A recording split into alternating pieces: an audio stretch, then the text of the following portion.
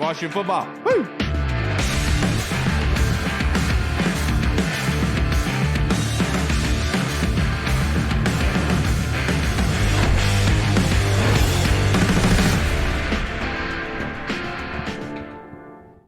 Hello, everybody, and welcome to the Burgundy Zone. I am your host, Kyle. I will not be joined by my co-host, Hall. Reed should be here very, very soon. The Burgundy Zone is a part of the Frederick Podcast Network. You can find out more by going to www.listenfrederick.com. The title of this episode is The Countdown, with 1 month to go until the draft. And so we thought we'd bring in very special guest, Louie Tee of the Louie Tee Network on YouTube. Thank you for joining us this beautiful Monday evening, sir. How you doing? I'm doing well. Thanks for having me. Always a blast when we get together. Yeah, and Louie, I know we started recording and everything went haywire, but with it being a month into the draft, with this process that we've had, you know, it's almost seemed like prospect fatigue. You know, at first we're talking about Drake Maye possibly being the best, and now it's JJ MCarthey is the option at 2. I'm just waiting for the Spencer Rattler phase to get here. This is a part of the process, and it's always the part that I try to warn people about the most. You're going to go through these different phases and stages of, as you mentioned, draft fatigue. And this is that final stretch, right? That last month is always the hardest because while it seems like you're moving towards the draft, it seems like you can't get here fast enough, almost like you're in draft quicksand, so to speak.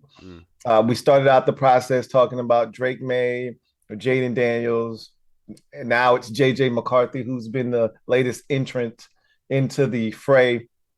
And the league meetings are happening this week. And the NFL Network reported, and I can't remember which one of the insiders, but they were talking about it on their show. Garofalo. And he had said that he had talked to executives at the breakfast, and a lot of what they were saying was pointing to Adam Peters selecting JJ MCarthey. Like, that's the kind of player that they think he'd be looking for. So this is where we are in the process. Depending on who you talk to, Drake Maye is not even a first-round pick right now. And so, people are all over the place. They did the same thing last year with C.J. Stroud and Will Levis. And so this is not a surprise to me. This is what happens almost every year. And so I'm not fazed by any of this. But we're at that point now where you're just, could the draft just hurry up and get here? Yeah, and I think it's such a great indicator of what the draft process is like for just fans and I guess teams. Because like you said, Garofalo on that set says that he's heard it's JJ MCarthey possibly at 2. And then literally seconds later, Tom Pelissero interrupts and says, well, you know, I've also heard that Jayden Daniels is the favorite at 2. So it's like nobody truly knows. And that's the beautiful thing about all this. I mean, even Gerard Mayo, the coach of the Patriots, said, we know everyone knows what the Bears are doing at 1. Nobody knows Washington is doing at 2. And so I think that is probably the smartest avenue for Peters and company to go down, because at this point, nobody truly knows. And that's probably a good thing. Right. Absolutely. It keeps all of your options available. I don't see an option in which they trade back, but you don't want to completely take that off the table. If somebody comes at you with a ridiculous deal that you just cannot turn down, then, you have to at least entertain that. So they've kept all avenues open, including the JJ MCarthey one. And so we'll see what happens. I mean, there's so much more time, though, even though a month doesn't seem like a long time. It's going to be a long time. We've been through this enough to know that a month is an eternity when it comes to the draft. And having not seen Jayden Daniels or Drake Maye in their pro days yet, I think is something that goes a long way in helping them kind of shape and mold their decision as to what they're going to do at number 2. But so much more time left in this process for sure. Yeah, I know that we already kind of talked about JJ MCarthey and others, but I'm a big fan of Michael Penix. I think that Bo Nix is somebody else who could be a really good quarterback in the right system.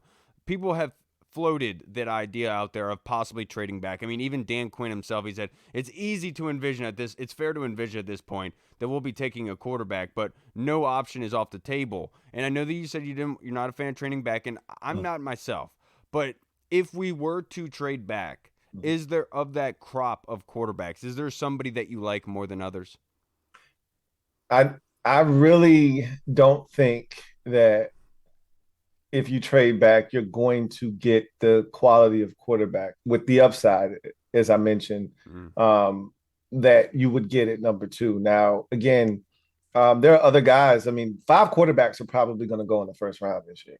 And so there are other guys that are going to be worthy of potentially taking if you were to move back. But again, you run into the whole conversation of, well, you were at number two overall. And if you're going after a quarterback, the goal is to swing for the fences. It's to Right. get the guy with the highest upside. It's not to settle for a quarterback that may be good enough to get you wins and get you to the playoffs, a la an Alex Smith, but isn't good enough to win you games once you get there. And so I just don't think trading back would give you the upside you're looking for.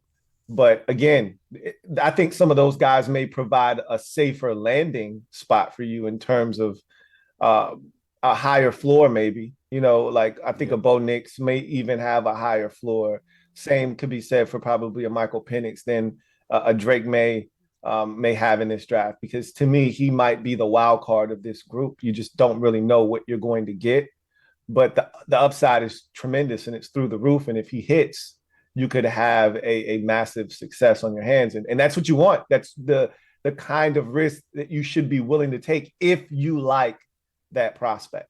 Yeah, I totally agree with you because, with trading back, yes, you'd like more picks to be able to put more assets around this football team. But is that really what Adam Peters and company are coveting? Do they really want more picks in this draft? Might they be eyeing what's possibly going to be come down the pipeline next season? And that Mm. even muddies the waters even more, Louis, because then you're saying, is it a team that's projected to be poor next season? Is it going to be a high Right. value? And that's where this gets sticky. And I think that you're right. With the letting go of Sam Howell, I think all the indicators are that they are going quarterback. And if you Mm. are talking about trade back, Louis, I think the only possible way that you're in a position that you are able to recoup assets, but also get a very, very good prospect, and that's like trading back to 3 or 4. And those teams are even interested in trading back, apparently. So Yeah. it's a whole process, a long one that we don't need to get into. But speaking of processes here, Louis, Jayden Daniels or Drake Maye at 2. Gun to your head, you have to make the decision right now which quarterback best fits this offense. I've said that I would take Drake May just because of the upside. I think Jayden Daniels is the safest quarterback in this draft. If you're looking for a guy that can come in and immediately start, he's played a ton of college football, Yeah. a lot of starts under his belt, has the mobility to hurt teams when things break down. I think he's the safest prospect. He's a guy that I think you can win with and win with immediately. And if you're looking for instant gratification, then he's your man. But Right. we're talking about upside and we're talking about, reaching um, the type of success that you yearn for as a fan. You want to have a guy like a Joe Burrow, or and you say Joe Burrow and you think to yourself, what has he done? He's been to the AFC Championship game in the 2 seasons that he was actually healthy and finished the season. Now, again, health is something you have to take into Yeah. consideration. But the 2 years he finished the season, AFC Championship game lost in overtime, or would have gone to overtime, and then lost in the Super Bowl, right? So you're looking for a guy like that. You're looking for a Josh Allen, a guy that's always hovering around the MVP conversation. You're looking for, Patrick Mahomes, which is a unicorn. You're probably not going to find another one of those, but that shouldn't stop you from looking for a Justin Herbert type of quarterback, a guy that you think can be upper echelon, top 6, 7 quarterback in the league. And I don't know if Jayden Daniels is that, but I Mm. do know he can come in and help you win games right away. I think Drake Maye has the potential to be that, but is he going to come in and immediately provide those type of dividends for you? I don't think so. And so then it becomes the question of patience. What kind of patience do you have as a fan? And all the fans that I talk to kind of say a lot of the same things. Look, we've been patient for 20 years. I don't have a lot of patience. I want to win now. And so if you're going with that frame of mind, then I think Jayden Daniels is your guy. But for me, I understand that this is a process and there are no shortcuts. And, a lot of people look at what the Texans did last year and they want to, kind of compare Washington to them. And I keep yelling from, the rooftops. Our situation isn't akin to theirs because they had already been in that process for 3 years, Yeah. right? They hired their GM 3 years ago. As He had soon as they hired got rid of Watson, to your point. Exactly. I mean, that jump started everything for them, and it set off a chain of events where they had the number two overall pick 2 years in a row, and they had two first round picks 2 years in a row. So they were set up to really do what they were doing, but the ball had already been put in motion years ago. And all they really needed to do, and I say all they needed to do very loosely because it's not easy to do this, but they No. found the right head coach after firing head coaches each of the previous 2 years, and then they found the right quarterback, which is the position that we sit in. But again, they had already built that roster and kind of gotten that foundation where they wanted it. We're just now settling in and trying to figure things out. So you just hope that fans are patient enough. You hope that the front office is, and I expect them to be very wary of the pitfalls of trying to speed this process up. Josh Harris himself has said you can't speed this up. He's been through it with the 76ers. He Right. understands what this is supposed to look like. Adam Peters went through this with the 49ers. When they came in 2017, it was the exact same situation. They did not win big until 2019 when they went to the Super Bowl. So again, that was 3 years, right? So that's what I'm looking at. And the guy that I'm looking at for that process is Drake Maye. But we'll see. I'd be happy with either of those two. I am not a JJ McCarthy guy, though. I'm right there with you, and I'm with you in the Jayden Daniels aspect and what he brings to the table. Because like with at North Carolina, one thing that you can see with Drake Maye is when he is pressured, which is a heck of a whole lot, he does get the ball out of his hands to his playmakers. He is able to get that ball out, right? And with Jayden, when he's pressured, he's quick to get out of the pocket. In the NFL, that is a concern moving forward. Regardless of obviously the athletic ability is there, the talent is there, but you have to be able to see the deer in the headlights and say, we have to be able to break because that's essentially what's going on with Jayden Daniels here. And obviously, he can change up a little bit, but is it guaranteed that's going to happen in a short period of time for his career to really blossom? Not sure. So I agree with you. I think that Drake Maye is the way to, even though I poo pooed Drake Maye early on, I'm with you in the sense that this is a long term great move. And I know that fans have complained that they've been waiting and been patient for 20 years, but we've also been waiting on a lifetime for a quarterback. And I think that we can wait 2 or 3 more years for some success, to your point, Louie. But now to branch that off, if we were to draft Jayden Daniels or Drake Maye, like does your idea or your thought process of the first pick at 36, if we were to take Jayden or a Drake, does your like vision of what who to take at 36 change based on who they take there? Not at all. Okay. I still believe it should be a tackle, but Okay. again, the board has to speak to you. You don't want to. We're in a position right now, and I love what they've done in free agency because it's minimized the amount of needs that we have. We have a lot of wants, right? But the actual needs have been met for the most part. Again, these aren't blue chip players that they sign, and you don't expect them to do that in year one. You expect them to turn this roster over, which is what they've done. We'll see successfully or not, but they've done that. They've gotten rid of a lot of guys that were holdovers from the Rivera era, and they've brought in guys that they trust, that they think are better fits for what they want to do and what they are trying to preach from a culture standpoint. So I think the only thing they haven't really truly addressed is tackle, right? And corner, if we're being honest. Those are the two positions that I look at. Even Michael Davis, I feel like can be a 1 year starter.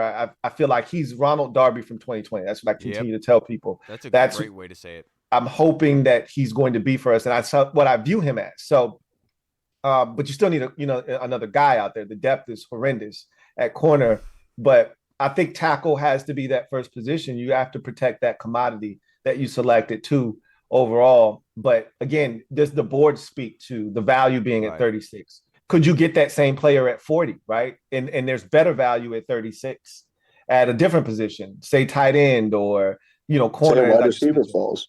Exactly. I mean, there's going to be all these receivers that are going to go in the first round, but there are going to be other positions that go in the first round that may push one of these guys that have a first round grade into the early stages of the second round. And we need a receiver. That's another position that I think you have to address if you're Washington. Who's to say that you don't take the better value at receiver at 36 and then take the tackle at 40, right? So at the end of the day, I think one of those two picks is going to be assigned to tackle, regardless of whatever happens. But I think the board is going to speak to whether it's 36 or 40. But it doesn't change whether it's Drake Maye or Jayden Daniels. It's still a tackle at one of those two picks for me. I got you. And of course, you guys had to get ahead of my skis here and get into my last question for you, Louie, of this Mm-hmm. interview. But if you, let's say, because there's a first round grade on a wide receiver, but let's say it's somebody like Ben Sinnott or Jatavion Sanders, not sure what your cup of tea is with tight end, but let's say you had that decision at 36 or 40, and you have to make the decision or tight end or wide receiver. You have the first round grade wide receiver, but you have probably the best tight end remaining in the draft there as well. Which one are you going down? That's tough because tight end is a young quarterback's best friend. And I'm a big proponent of you got Zach Ertz here for a year. What better way to mentor a young tight end than to bring him in here with a Zach Ertz for 1 year to really show him how to be a pro? At the same token, though, if you got a chance to add a big time receiver that you have, because Jatavian Sanders isn't going to, more likely than not, I can't say he won't, but the likelihood is he won't have a first round grade from this staff, right? But if you got a first round grade on a receiver on the back end of the first round who's snuck into the second round, I think the value might be greater, sitting there and looking at the receiver position. And I'm more so looking towards size. Like my guy is Xavier Legette. Like that's the guy I want so bad. My But nickname for him is legit. I'm telling you right now, he looks like a problem. But the problem is you're probably going to have to spend 40 on him to get him. And if you're not willing to spend that, I don't think he'll be there by 67. You know what I mean? So you'd have to, package up picks probably to get back in the second if you want him, because I just don't see him being there at the top of the third round. But with that said, who's to say, what kind of receiver they're looking for? I think you'd probably be more likely to see them go receiver at that point, even though they've already had Jatavian Sanders in for an official 30 visit. So there's definitely interest there. And I think if you look at the three players that they've had in for, official 30 visits, it's been two tackles that are projected to go in that top half of the second round.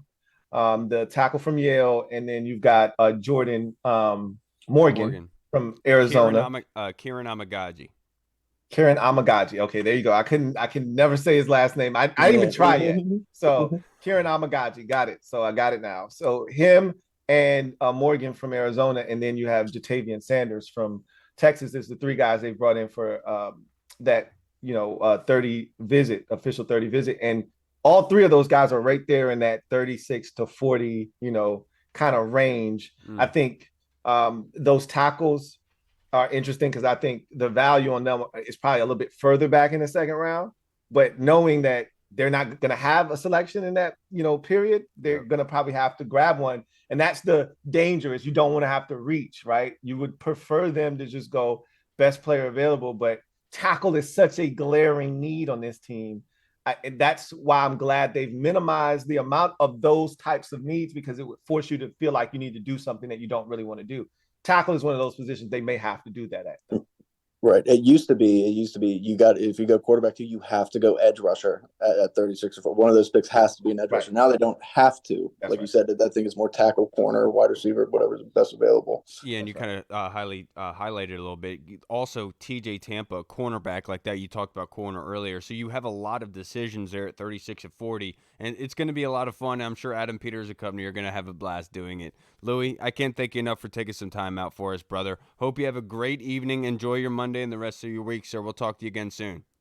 Likewise. I appreciate you for having me on. You guys take care. You too, brother. Enjoy the night, Louie.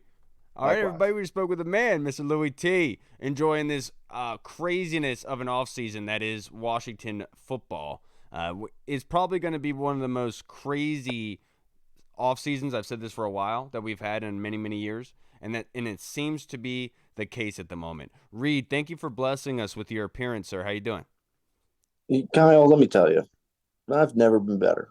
And do you want to know why? I don't know. It's NFL draft season. It's fun. It is. I love it. I wanted to ask you a question before we're joined by our next guest here, Anthony Armstrong. Yes. This is real. We signed today Michael Dieter, the center, probably a depth signing. He played with Miami, if I'm not mistaken. Houston. And so now he's here as a backup. But the big question, I saw this float around on Twitter, I want to ask to you, what does this kind of say about Ricky Stromberg? I think that they probably view Ricky Stromberg as somebody who can play both center and guard. I think that look, he wasn't a draft pick by this coaching staff, obviously, but we do know he filled in at guard at times last year. In Madden, he's listed as a guard. So what does that tell you? Right. No, but he's somebody that's versatile that you can put kind of at either position. This is just a depth. Look, Dietler, however you pronounce his name, I don't know. He started some games. Hygiene is important, yo. So it's definitely an interesting signing. What did he say? Hygiene is important, yo. I agree with him. I love the fact that he's brushing his teeth right now. It's awesome. I love Anthony. No, it's a very important thing. It's one of the most, some would say. Yeah, and now before we were joined by Anthony and answering some questions for him. Wanted to get this question was submitted by the Colonel, whose birthday was yesterday. So happy birthday, Colonel! Happy birthday! And today's my mom's birthday, so happy birthday to my mom as well. But happy birthday! The question, this is from the Colonel. I am digging our running back room. Who is RB1? And do you have any foresight into how Kingsbury's going to use these guys? And in our running back room, who's number one? I would imagine still Brian Robinson. Yeah. And but it's got to be. I mean, really based on situation. However, whatever Kingsbury sees. I mean, we know Brian Robinson's a good pass blocker. Brian Robinson has shown that he can catch the ball. I mean, he's more of a north-south runner, but he's done a pretty good job catching the ball over the last couple of years. But Austin Eckler, that's his bread and butter. So it's really a good problem to have. You can just kind of put either one of them in there. And I know there's been questions about Austin Eckler's speed after last season, but hey, it's a good problem to have. I don't think you can really go wrong with either one of them. You'll see a lot of both. Yeah, and one thing I will say, Colonel, obviously it's easy to say that Brian Robinson is the RB1. I mean, Austin Eckler himself in an interview said, I wanted to go to a place where I could complement the number one running back. And so obviously coming here to Washington was a shoe-in fit for him. And into the foresight, like with me, I think that Brian Robinson is going to be used being as a hammer, a bludgeoning. And then you bring in Eckler is to kind of tire these guys out. Because you have to imagine Brian Robinson is a big freaking dude, man. And then Austin Eckler being much smaller, that's harder to track. And so what you have is you have the lightning and thunder aspect, fire and ice, with Brian Robinson, Austin Eckler, polar opposites there. But Austin Eckler, as much as he has lost or sacrificed speed up until this point in his career, he has gained in red zone effectiveness and being able to get touchdowns. And that's something that this offense needs drastically. And so in their usage, I think you're going to be using a lot of like a battering ram with Brian Robinson than using Austin Eckler to the outside. But now we are joined by our next guest, all clean and fresh, Mr. Anthony Armstrong. Thank you for joining us, brother. How you doing? I'm well, man. This segment is brought to you by Crest. Or was it Colgate? One of those toothpaste brands. Got my teeth all nice and shiny, bright. I was about to say, your teeth look white as hell. They look like me right now. Super white. Super white. You need to get some sun, my friend. Dude, I do. But the only thing is I burn so easy that man, it's terrifying to me, man. Getting sun sounds horrible right now. He's going to try to tell you about his one really bad sunburn story, Anthony, and you don't want to lose your lunch. Just move on to it. And another disgusting topic, being the quarterbacks. The quarterbacks, Anthony. I know we haven't talked to you in a little while. You've been busy with your newborn. Congratulations. It's been a little while. Yeah.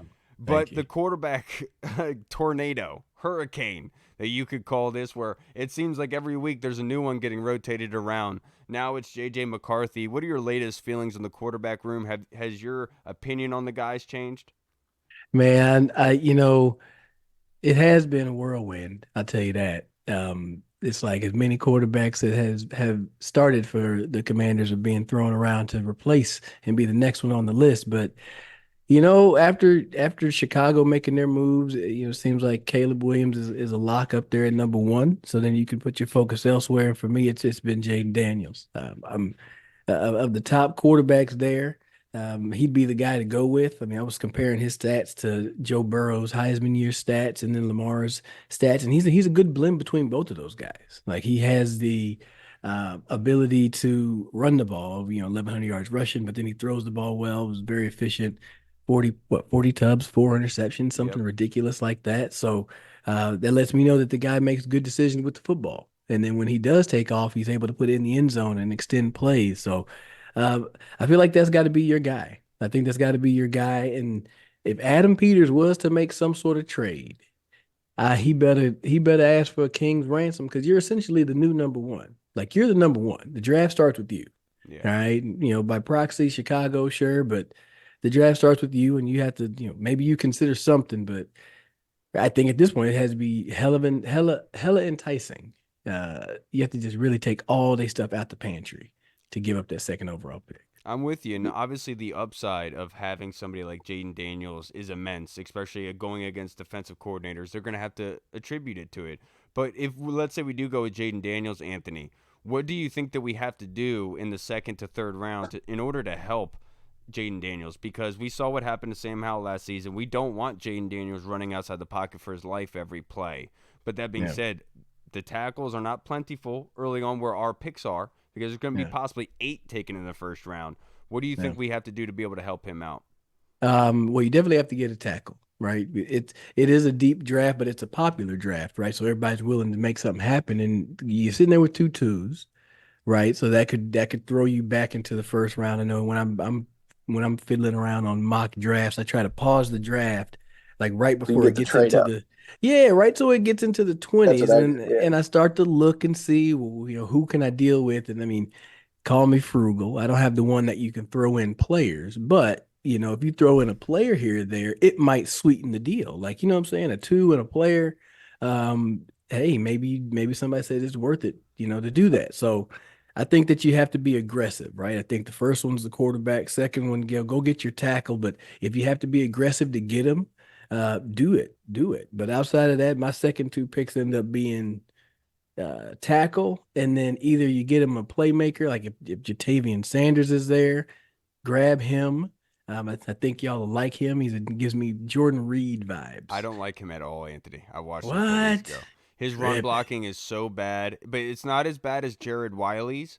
But I know Yeah. what you're saying in the He's not a size that run blocker. the size that he brings is not something that grows on trees. And that's something Yeah. that obviously is God given, and he has that. But it's just I attribute a lot of run blocking to motivation, like ambition kind of thing, and Hey, it's big turnoff. hey, man, look, even Travis Kelce, That's true. That's which a is good point. this generation's That's a GOAT, good point. he went to George Kittle's tight end university and learned how to block. You can Okay. if you can't, I mean, but you act like this is a old school, Cleveland Browns, That's true. old school. This isn't the Right. If Hogs, you're right? taking him, it's not for run My King, block. only Cliff my only Kingsbury. argument would be The is weapon on the my only field. argument would be is if you're taking Jatavion Sanders, why would you when you already have somebody like Cole Turner with that skill set? And my whole Because point he's is, better. well, no, he's not. He's not even a good run blocker, and that's No, the thing I'm is, just saying as a prospect for 100%, he's I better I, what I than you would him now. say this. I you would gotta say remember this. Cole Turner's 6'6". Cole Turner Cole, also hasn't seen this field in 2 years, though. Cole I don't think you Turner's, can That's bank on because he that. doesn't run block, and that's my point. but he was 6'6", but Well, he's but if more, he was but that he much of a was weapon, he would more, still be on the but field. he was more of an experiment. He was more of an Right. experiment, right? Jatavian has been playing tight end. He's been doing that at a high level at Texas, That's and fair. so I mean, it's not like you're saying you're taking a guy where like we're not really sure. Like he has a certain skill set. Now, hey, when you need to learn how to run block, he gonna have his ass over there with the O line Mm-hmm. coach, Yeah, and he's gonna be on them sleds and on them boards, working his steps in his hands. Like that's just what you do. He can improve that. You can't that the other stuff that he can do physically, route running and with the ball in his hands, you can't coach that into people. That stuff has to be born and bred, and he has that sauce. So give your quarterback a weapon, I'm with Yeah. you. right? No, I do like Cole Turner. I didn't mean to just shit on him there. Cole Turner's the man. I think his size is rare. He's Oh former yeah, basketball background, former wide receiver. So if you yeah. can get him the ball, if you can get him on the field. Plus, let's be honest, it's not like last coaching staff really knew what they were doing. But friend of the show, love Cole Turner. Cool guy, nice guy. But Anthony, nobody really knows wide receivers better than you do, and wide receiver tends to be a need. I mean, you look if we stay at 36, I mean, depending on what happens with the tackles, whether they trade up or not, you got to imagine 40 or 67 is going to be a playmaker. I know Kyle mentioned tight end. If one of these guys is projected to go in the first round or a fringe first rounder, I mean, you look at Troy Franklin, hey, a young white Lad McConkey with the coolest name of all time. Mhm. Lad McConkey sounds like something made up in Madden, or I don't know, Adonai Mitchell. Let's say for some whatever reason he falls, even though I doubt it with the workouts he's been having. Yeah. What kind of wide receiver are you looking for? All three of those guys kind of have different flavors. Man, I have actually two different receivers types. Number one, and really in no particular order. Maybe just depends on what you need. Yeah, well, I think one begets the other, right? One begets the Right. other, and that tight end position could kind of decide what you do. I'm looking for size, and I'm looking for speed, Right. consistent gas, like straight up, always going to take the top off, and that's going to make it Like easier Kyle for after Buffalo everybody Wild else. Wings. Consistent Exactly, guy. right? Yeah. Just something that's getting you going. I mean, do you go crazy and go and snag Xavier Worthy because he's sitting right there and it's like, maybe he flushes out the middle, right? And it makes it that much easier for other guys to get open or the running game is open. And Jayden can let it fly. They mentioned he has great deep accuracy. So give him a freaking missile that's running straight down the middle of the field and quickly make your decision and throw it. So that's a play. I need to see speed. But then the other thing, like I said, is size. Your tallest receiver is about what, 6 foot, 6'1", right? Yeah. So it means this Diami, Tinsley is what, maybe 6'2", Yeah. right? So your taller players are your tight ends. And it gets it when you look and see with the big receivers, those quarterbacks almost have a safety net all the time. You're like, okay, Right. you're big enough, hands and arms are long enough. Sure, you may not run away from everybody. But I can trust that if I just throw it over there, you're going to make a chance. You're going to have a chance to get it. Not saying Terry and Jahan won't, but Right. when we're smaller in stature and people are pulling on you, we get affected more than a big, gigantic person with a big wingspan will. So Keon Coleman is a guy that I comes was to just about to say mind. Keon Coleman. Yeah. I don't like the 4-5. Right. Now if you're not looking for him to play every down, I then think it was maybe a you. 4.61, Well, wasn't that's it? even worse. That's even Yeah, worse, that's. right? I don't want my I mean, receivers it's to still run fast as hell. 4.6. Still I faster than mean, I it's can not run. it's not fast as hell, I mean, but if you think about just the milliseconds According that to it is you, away comparing from, to you, man. right? Nate, Look, yes, it's fast as look, hell. To Anthony, it's look, not. Yeah. To bro. someone like me, Let me let I me run like tell a you. 7. Let me tell you. When you're talking 40s, back in the day, it was like 4.4 to 4.3, right? If you're 4.40, you're gonna say 4.4. You claim 4.4 all the way up until 4.49. You just don't Okay, finish it. So you'll say, "Oh yeah, I then ran it's 4.40," and you're like, right. "Oh, okay, you fast." If you run 4.3, if it's a 4.39, you're just gonna claim 4.3, right? Mhm. Right. Nowadays, it's like 4.2s. Everybody run 4.3s. Like 4.3 is Yeah. an old 4.4. Right. So 4.6 is not fast at all. That's what you want your tight ends to be running. But Yeah, I was about to say that's nonetheless, I mean, you think about Leggett out of dude South Carolina. Xavier freak. Leggett. Yeah. Yeah, he's a house. And then I mean, you mentioned is it Adani or Adnai? Adonai Mitchell, yeah. Adani Mitchell, Yeah, so out of he's UT. unreal. Yeah, so you get the size and you get the speed. He's a 4.3 guy. Right. So Troy Franklin's about 6'2" too. He runs a Yeah. 4.41. That's yeah, what he ran. But he seems faster on film. He's a little skinny, kind of like Xavier Worthy skinny, but he's yeah. Like Brian Thomas from LSU as well, the second oh wide well, dude, receiver if you on could get them. Brian Thomas, Yeah, like yeah, I was just he's saying a those freak. type of guys could fall back to you there, obviously. Right. Yeah, they could. I mean, and I can honestly say I hadn't seen all those, a lot of those guys tape to kind of see what sets them apart.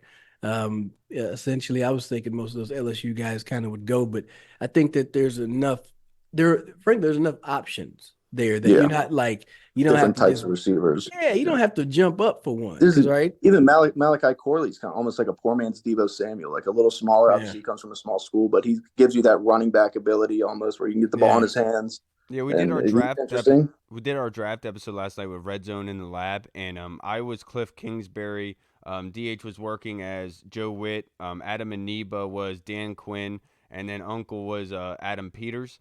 And Mm. what we did is we went with Jayden Daniels, then got Jordan Morgan. After that, we went with Peyton Wilson, then got Kyrie Jackson, and then got Christian Jones, and then Malachi Corley to finish it Mm. out. And I felt like Mm. getting Malachi Corley at that round in the third with that third pick there was very, very important. It's something that we're all talking about right now, right? And because that's something that we need.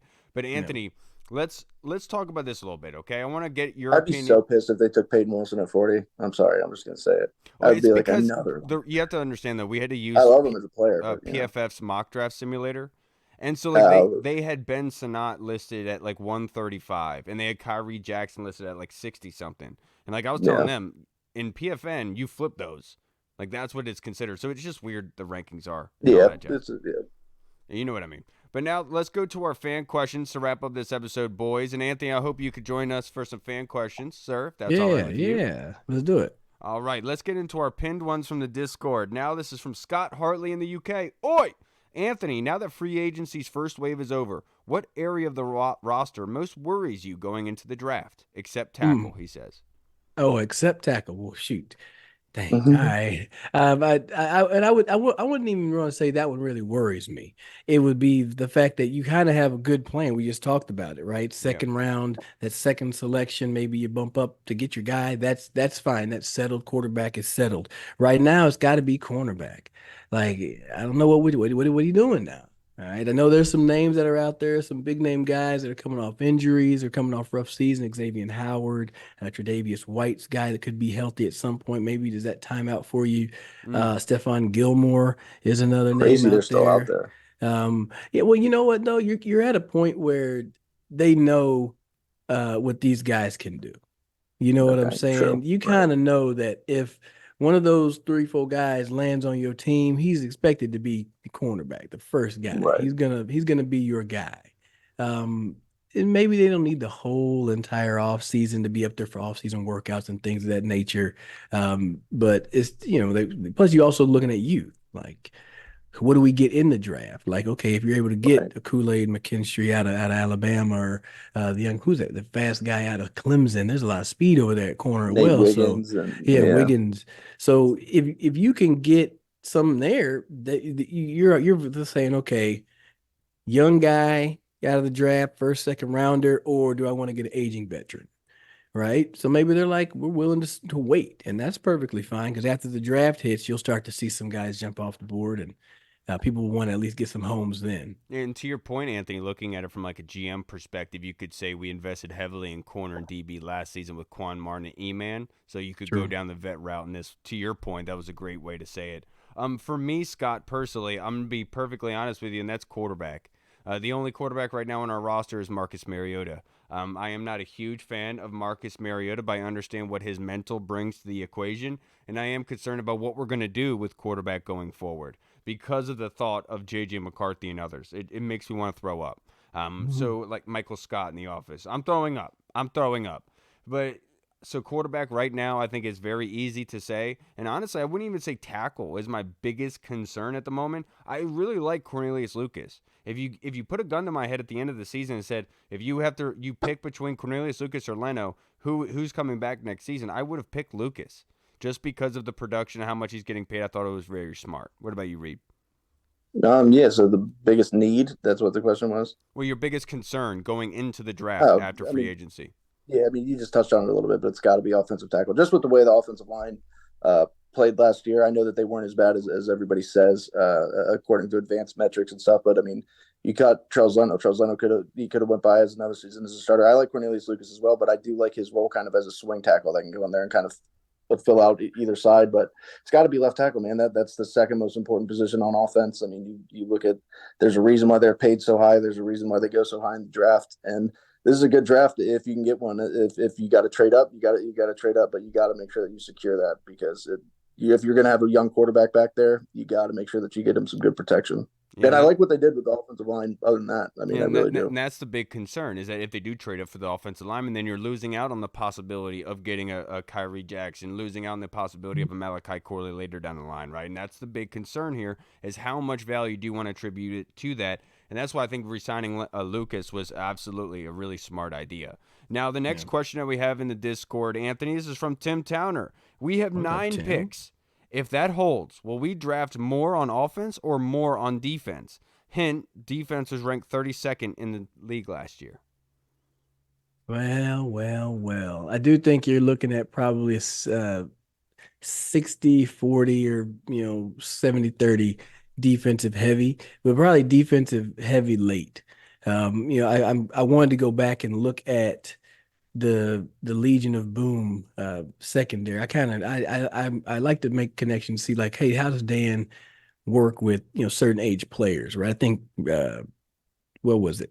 Richard Sherman was older, and not older, late round pick, fifth, sixth round, but smart guy, right? Maybe Brandon he Browner see was undrafted, right? Brandon Browner was undrafted. Cam Chancellor. Don't really remember all their statuses, but basically the key was that everybody was working together. So Yep. maybe they can work some magic with. Maybe they see something in Emmanuel Forbes that reminds him of a Richard Sherman. He can play that type of technique. He's already heady enough that he had those interceptions in college.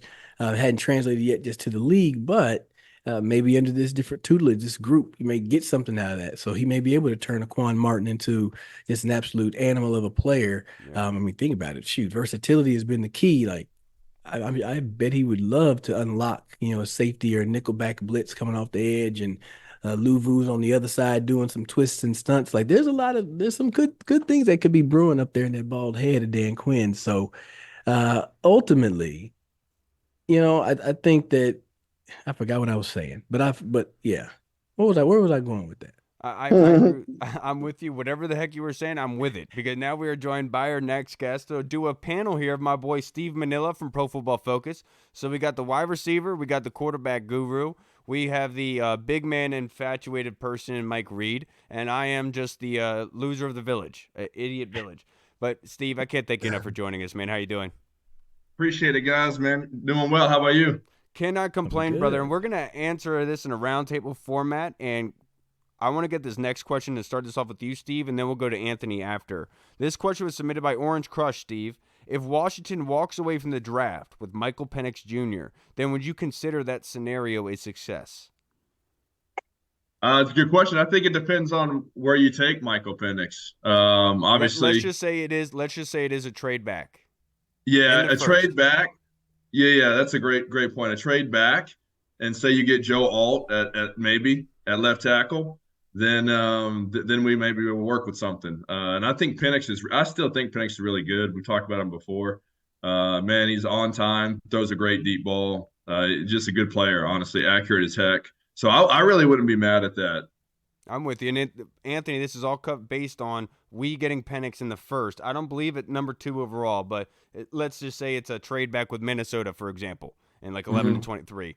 If we walked away with Penix from this first round, would you consider that a success? Nah, I don't think so. Not with all the fanfare and just what you had in front of you. I can say I didn't watch a whole lot of his games, but I did see it in the national championship, and the accuracy is a little bit off to me. And I think that you really have to make sure that fits the exact scheme that you're going to get, right? Like you have to build everything around it. Could you have some success? Sure. Would it be lasting? I don't really know.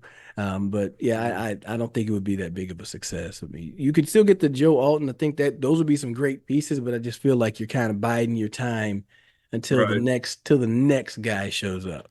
Mhm. What do you think, Reed?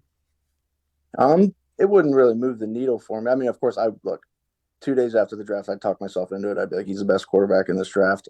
We needed him. It's fantastic. That's just because I'm a homer, but Yeah, you've been I wouldn't move the big needle for me Penix at first. fan your I whole think life. just having all this talk about Jayden Daniels, Drake Maye, I mean, even throw JJ MCarthey into that, even though I wouldn't, I wouldn't take him at 2. But then again, I'm just a dumb fan. I don't know what I'm talking about. So I just think it's so exciting right now, and you have a chance to get this franchise altering talent, and then you would end up with Penix. And I understand that building the team out with some of those guys, but I'm a splashy guy, Kyle. You know this, obviously. I like big things. I like expensive things. So I'm going big expensive stuff. And by the way, my phone is on 1%. It's about to die. So old daddy's got to take off from here. Oh, good. You're leaving me on my own now. Oh my Leave me on goodness. your own, Kyle. You're a big boy now. You can do this yourself. You'll I be all right. Dolo, dolo. And that See being you, said, Mike. see Anthony, Kyle. You're cool. I think that Steve made a really good point saying that it is a success if you're looking at it, if you're still able to get one of those offensive linemen.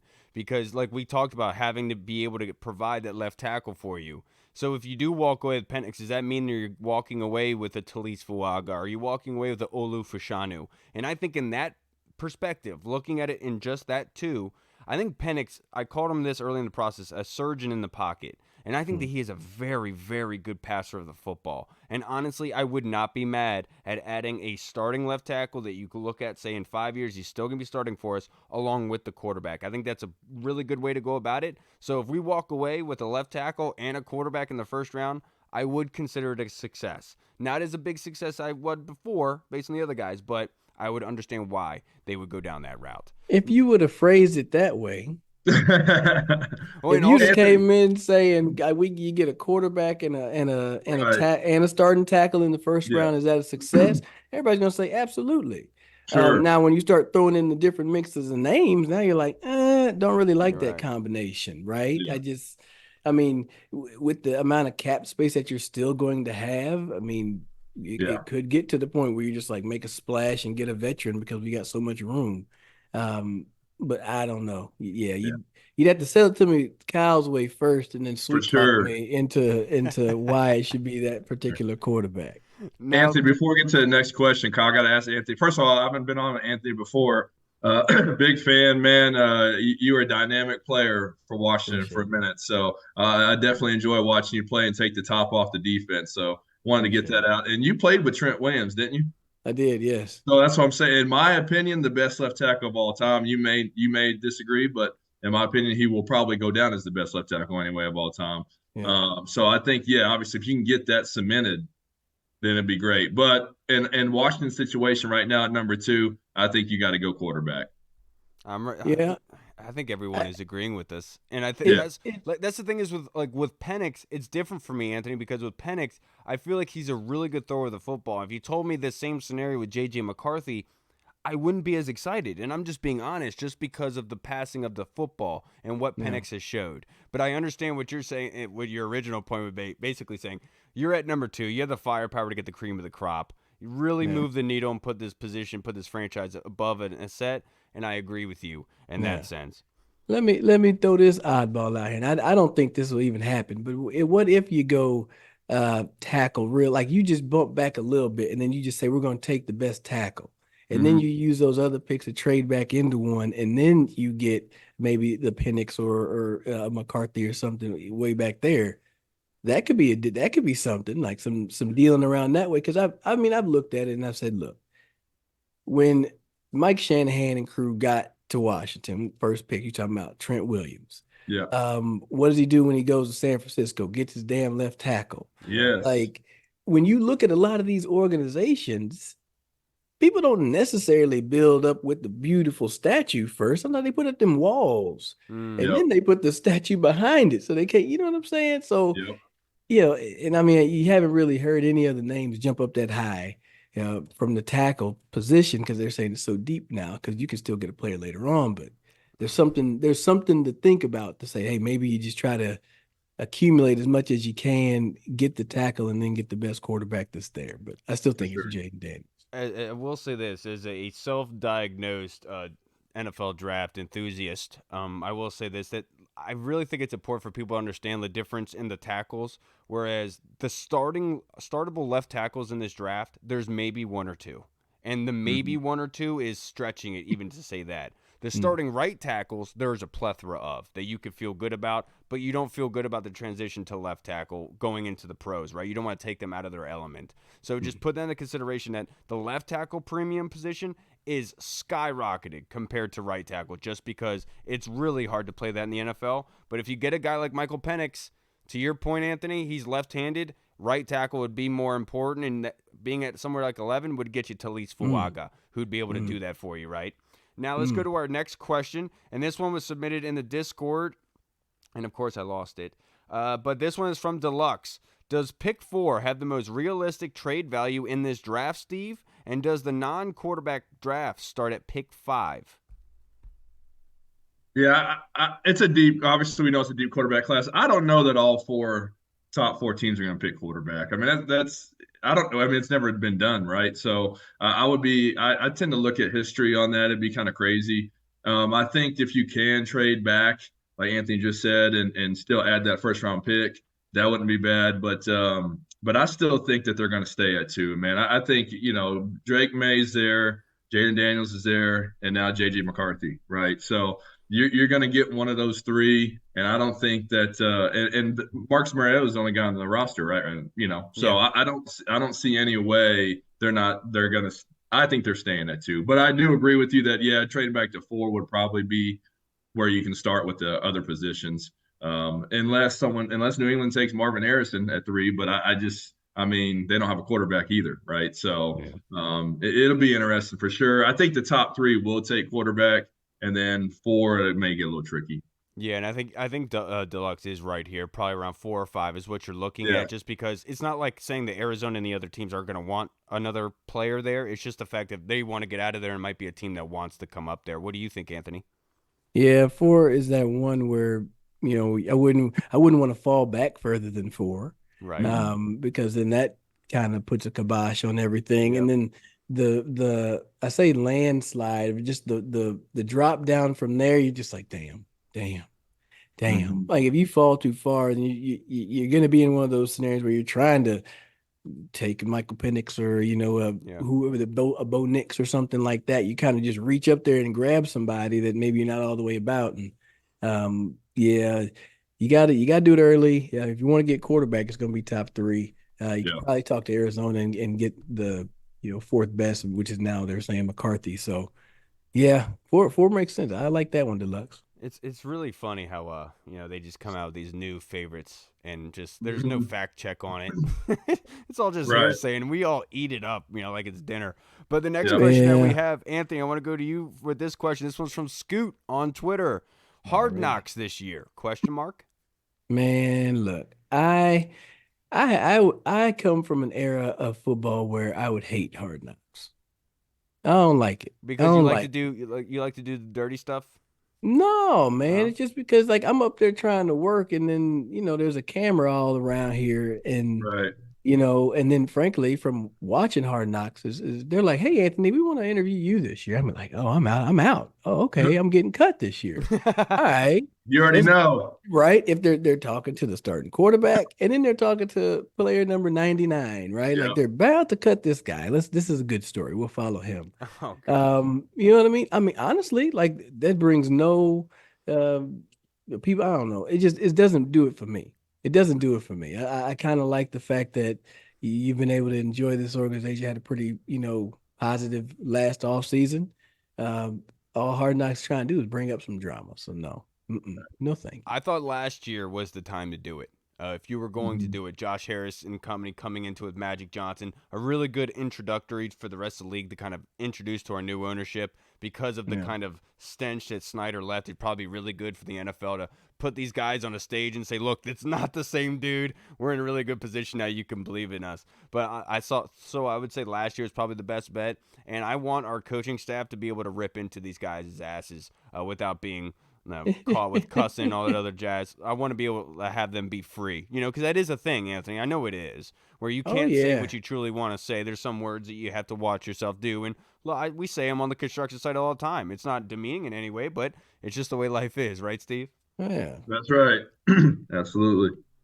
Were you down for Hard Knocks?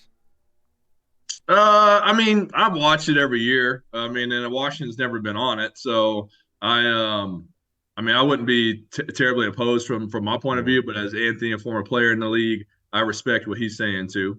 So obviously, as fans, we're like, hey, throw him on there. Let's watch it. Let's see this rookie quarterback. You know what I mean? But Anthony being a former player, I definitely can see that point of view. Yeah, I've heard rumors about Anthony that he's like a little Michael Westbrook out of the they're fighting people.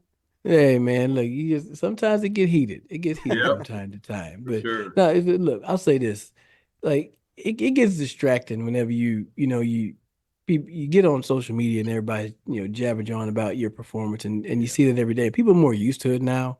Yeah. But then hell, like let there be some passing struggles or something like that. They highlight that stuff. Sure, it's 2-3 weeks later, and maybe you've worked past it, but then now you're like, oh man, Hard Knocks, they're saying he can't throw. And then it's like, like that was a week ago. You know what I mean? So like there's some extra stuff that frankly I don't want my young quarterback to have. I don't want my young team to have to deal with. Like let's do this thing the right way and not be put on as a sideshow. So I'm with it. I don't know, man. That's just me. I'm with it, Anthony. I'm with it, man. Next question we have, last one we have, Steve. We'll start this with you from Papa Jack. Kind of just opinion-based question. How will the JD obsessors react if we draft Maye? And how will they be posting stat comps if that happens and JD is better than Maye out of the gate? Yeah, I mean, the Panthers did that last year, right? With the whole Stroud and Yeah. Bryce Young. And now you got Panthers fans saying, man, we made the wrong choice, right? And it's just been 1 year. You got to give these guys more time, in my opinion. Anthony knows, man, he's played in the league a long time. So I always look back at that and say, give it a few years, then kind of you can judge. But yeah, I think Daniels. I'm still on Daniels as far as our guy. I haven't changed really that much. I like Drake Maye, and I even told you last night I started watching a little bit of JJ's tape too. So just because I heard the rumors heating up, and he is a good player, but I'm still on Daniels. But yeah, I think if you're going to have one side unhappy always, right? So you'll have those May fans that are say, man, Drake May's better, blah blah blah. And then you'll have the Daniels guys, if we take May, say, what the heck are we all doing? Drake May, blah, blah, blah. So, it's going to be interesting. It all depends on how the heck they play on the field on Sundays.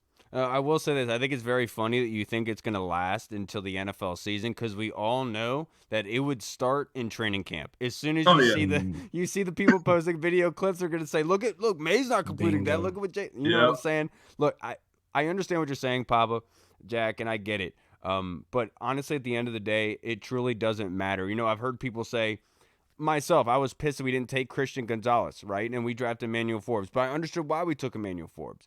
But people were saying, oh, look what Christian Gonzalez is doing and not E-Man. I can't guarantee that in a flip situation that Christian Gonzalez wouldn't be doing the same thing Emmanuel Forbes is doing based on the situation he was provided into. So in this regard, I have been steadfast in this. All of these guys are freaking good, man. I think 5 to 6 of them are freaking good. You'd be happy with these guys. I am not concerned. My only concern is that everyone will be on the same page and that this team is built for the quarterback to be successful. Is that going to happen year one? Not sure. But that's on their priority list. It's not for me to deal with, but it is a concern of mine. So without a doubt, dude, I think people are just going to complain about whatever it is. But honestly, at the end of the day, this is the first time in our history of me, a 33-year-old man, that we have an organization that is supporting a quarterback in totality. And that's something that we have to embrace and get behind and covet, regardless of who that pick is. For sure. Agree. Anything, Anthony? Man, just sit back and enjoy the ride. There you go. Just sit back and enjoy the ride. Anthony. Yeah. I mean, it's because there's no point to go and compare them. I mean, frankly, like I said, I get to the point where I'm like, you've been down that UNC road a little bit too often lately, and it hasn't worked out for you. How about you just don't mess with it? And if he ends up being better year one, so be it. Who cares? And then focus on your guy. That's all it's got to be. I mean, development. The quarterback in the OC in Detroit, where'd he go? UNC. All right, the guy you just traded away, where'd he go? UNC. Got to learn from Chicago too, what they didn't do for Fields, and so that you gotta be able to have that support behind. And the quarterback they drafted before him. What school did he go to? Trubisky, right? Yeah, and they should have drafted who? They could have had. Anthony is really putting his support for Drake Maye right now. I see that. Well, I'm just saying. For me, give me Jayden Daniels. Don't worry about the comparisons because it is what it is. But agree. Put you all behind the guy you got. I mean, they've built it out well from the coaching staff to as much experience they have and the type of players they've signed in free agency. It's all pointing to help the young quarterback be successful. Every single one of them are. Real quick, before we sign out, boys, real quick. Yeah. Steve, I know you said you looked at JJ McCarthy. Just give me real quick flash cards. What did you think? He's an on-time thrower. His pocket movement's a lot better than I think that a lot of people thought. He can move around a little bit. He's not as athletic, I don't think, I know he's not as Jayden Daniels or Caleb Williams. Drake Maye, probably not, but he's a solid quarterback. Accurate, smart with the ball, doesn't turn the ball over a lot. My win. And last question I have for you, Anthony, before I get out of here. Cliff Kingsbury, I'm not sure how familiar you are with his offense, but as a wide receiver, would it have been difficult for you to be able to gel with and get familiar with? No, it's a you learn the schemes, you learn the concepts, and everything works out. I mean, they'll be able to learn it quickly, and you got time, you got old tape that you can watch. So, no, I don't think it would be a problem. Let me ask a better question. Do you think our wide receivers are set up for Cliff's offense in the sense of that quick timing, getting the ball out of your hands to the playmakers in space? You know what? I mean, shoot, I think the quarterbacks that you're going to get now are more used to that type of stuff. So, I mean, whoever's, who's drafted at 2 is going to be used to getting the ball out quickly like that. So, him having success at USC and being in Arizona, I think he'll be able to communicate to those quarterbacks, those college guys, of how he wants to get the ball out quickly. My man. Boys, I can't thank you enough for joining us. I wasn't sure who's going to be here for the last half, and the listeners and myself truly appreciate you boys being able to come on here and join us a little bit. Anthony, if you'd like to plug your social media handle and your show, just in case anybody hasn't followed you yet, sir, would like to. Absolutely. Yeah, check me out at Rated Armstrong. That's on all your social platforms. And then at Believe Commanders, that's the Believe in Commanders show on all streaming platforms. So check me out. We're done talking about free agent spotlights this week. So we got a couple of pods that are going to be coming out soon. Now I'll make sure to retweet it, make sure everybody sees it. Anthony, can't thank you enough. Steve, would like to plug your social media handle, sir. Yeah, I appreciate you guys. Anthony, again, awesome to get on here with you finally. So, Kyle, appreciate you for that. Just Coach Manella, QB Impact, Steve Manella on Twitter, Coach Manella on IG, on Facebook as well. So not as much, but definitely on Twitter and IG. So appreciate you guys. Of course. And let me know what you think of JJ once you're done watching, because I am poo-pooing the guy a little bit. All right, everybody. Sure. We will see you on Thursday. Have a great, safe week. Enjoy the hysteria. Just be ready for when Rattler is speculated as being picked at number 2 by Washington. That's when things are really going to get chaotic. All right, everybody. I'm Kyle, and we'll see you guys on Thursday. Have a great week. Washington football. Woo! What's up, everyone? This is Kyle from the Burgundy Zone. We are releasing our own merch to support the show. If you want to rock the Burgundy Zone logo or you want to see Reed's face on your shirt, we got it. We're starting with t-shirts, hoodies, and zip-up. So if you're a fan of the show, make sure you snag one before they are gone. Check out the link in our bio on Instagram, or you can find the link in the description of the video. Thanks again for all your support. Until next time.